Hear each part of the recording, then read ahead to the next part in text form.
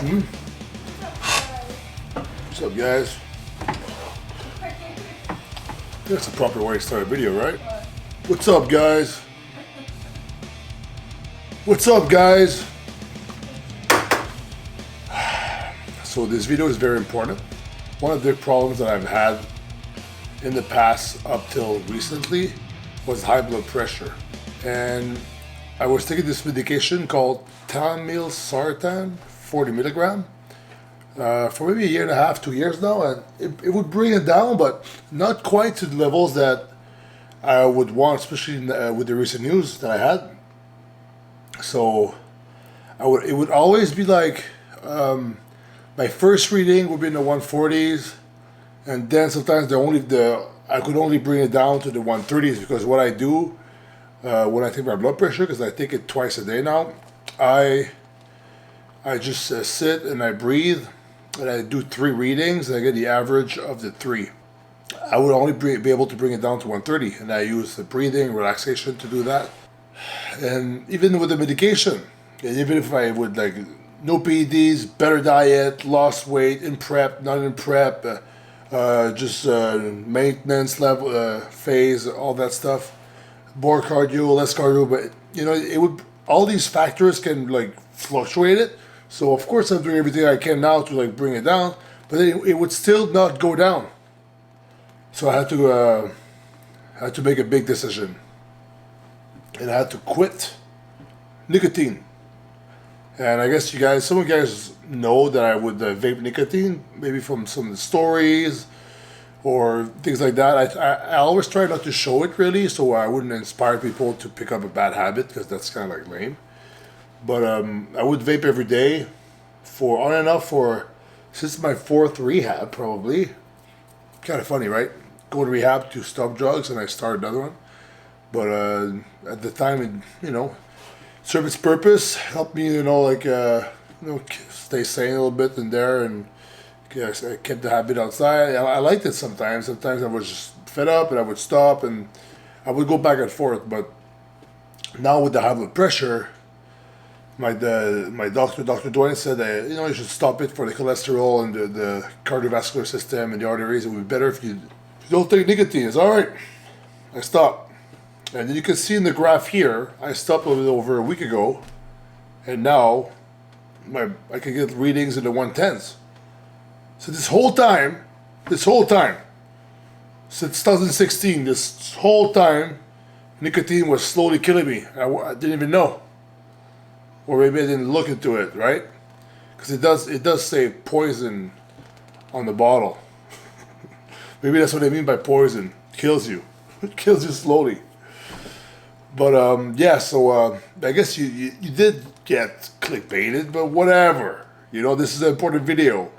That if you're a big guy, you're bodybuilding, or if you're just, maybe vaping is not the thing for you. If you're just smaller and you don't have all the other factors or you don't have the genetics that will give you high blood pressure from the first place, sure, do whatever you want, and so I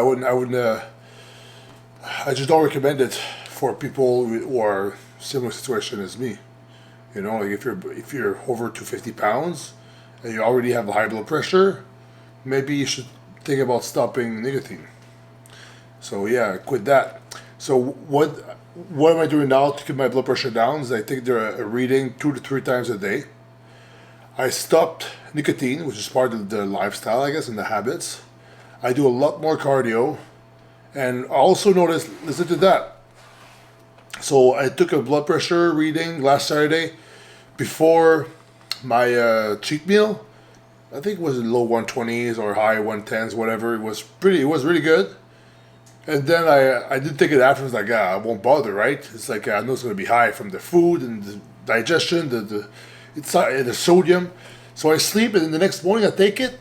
I can only get low as 130.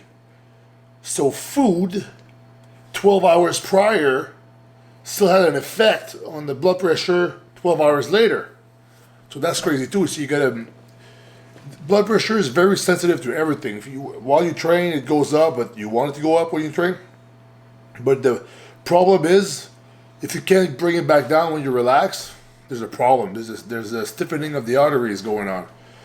because I think Dwayne explains it with way better than me, but I think when the arteries are stiff, it's a smaller tunnel, so the blood goes in it. It's like in a hose. If you press on the hose like that, it's gonna have more pressure coming out, right?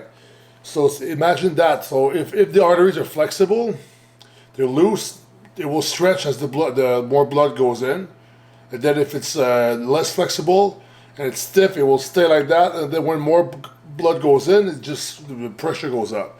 The thing that's dangerous with that is that if you have a lot of calcification, if you have a lot of inflammation and the arteries are hardened, if you have a really high blood pressure, like super high, what happens when there will be like a super high high water pressure in a pipe? Pfft, the pipe blows up.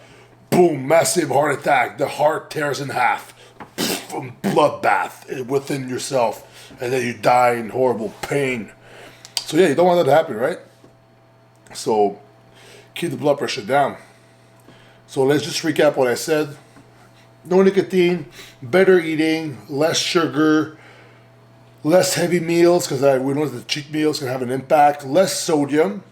If you're a normal person and you have no genetic problem with blood pressure, eat as much salt as you want. But for me now, I reduce it in half. Instead of doing 1/4 of a teaspoon per meal, I'm doing 1/8 of a teaspoon. So reduce sodium, reduce sugar, the food, all that stuff. I'm pretty sure drinking enough water probably helps. Sleep, CPAP. Before I was using my CPAP, my pressure was even higher. So I've noticed that. And if there's a night that I don't use it fully or I skip it, I'm gonna have a high blood pressure reading in the morning, a little bit higher than usual. So that's another factor. Medication helps, Sartan, but it didn't fix everything. I thought, oh, I would take this pill. Now I don't have to deal with blood pressure. I'm cured for blood pressure. No, it's like it went down a little bit, but not much. It's only when I added everything and then at the end stopped the nicotine, which was, my blood pressure went down by 10 points easy just by stopping that. So it's like, should have done that before, but I've seen that many times. I should have done that before, but I should have not done this. I should have done that. Would have, should have, could have. Is that what they say? Would have, should have, could have. She's playing Zelda. Would have, should have, could have. Woulda, shoulda, coulda. Yeah. But yeah, the reason why I'm doing these videos is just to spread awareness, because honestly, I could just not tell anybody and just keep it to myself. My problem, it's only me. But already, there's people in the gym that know me personally. Oh, how do you get a calcium score test? They're doing testing online. People are asking me questions, and there's even talk about having like a system at the gym, teamed up with some doctors and stuff. I can't say too much about it because it's just like a little planning, but we pretty much would have like the resources and the machines and stuff, and really available and easily accessible to anybody who wants to do some prevention. Because I think they only make you do this test or whatever. It's kind of hard to get it. If you ask your general doctor, who's not at all in the sport industry, he's going to be like, oh, you don't have to do it because at your age, why would you? But the thing is, like, if you're a bodybuilder, or if you're pushing your body to its limits, if you're pushing the food, or if you just think you maybe have a genetic thing, or you're trying to be safe, like, why can't you? So only because of that I came out with the problem that I had, this little situation there, a lot of people are like acting up and getting the test done, and so that's good, And I know there's a lot of people like commenting and a bunch of comments and stuff that I think some of them are from a good place, but it's a lot of action in the comments with videos like that. But it's all worth it, just if it can help like a few people, and I think it's helping more than that. But yeah, I think now maybe for the next video coming up, it could be more of a Q&A thing.